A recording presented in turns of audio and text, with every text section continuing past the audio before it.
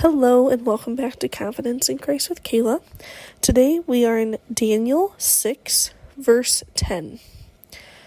Now, when Daniel learned that the decree had been published, he went home to his upstairs room where the windows opened towards Jerusalem. 3 times a day he got down on his knees and prayed, giving thanks to his God, just as he had done before.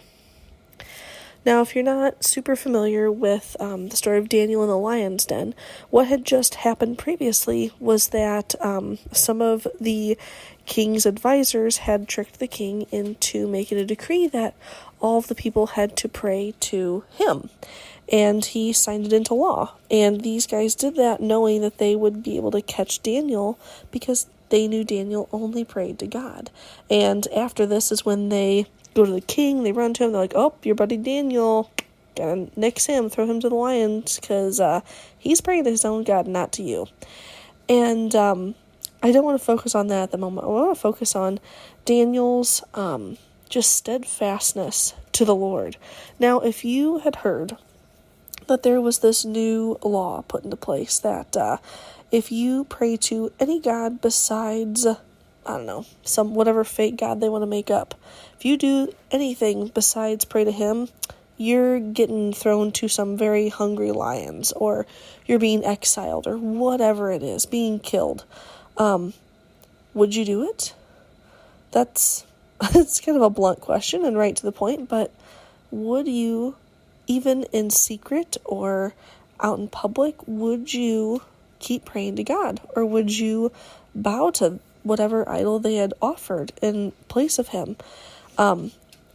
It's a tough question because, that's asking, are you willing to die for God, to keep honoring God?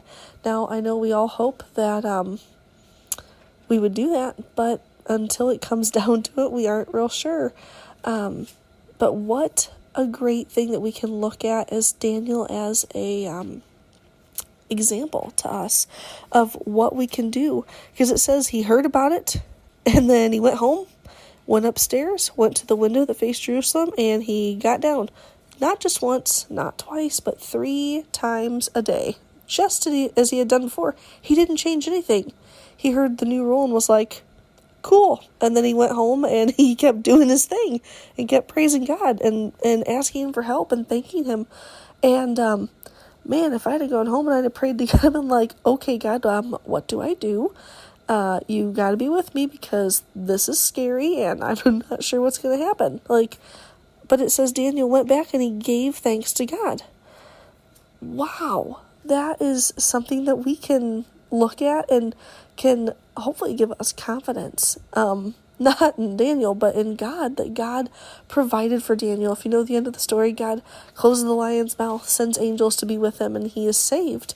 But he did not know that was going to happen going into this. He was trusting that God would protect him and trusting that God would, either way, whether death or life was to greet him in the coming days, he was going to stand by God. And we have a God who will be there for us no matter what. And we can have confidence in him because of that. So today, remember that your God is with you no matter what you face.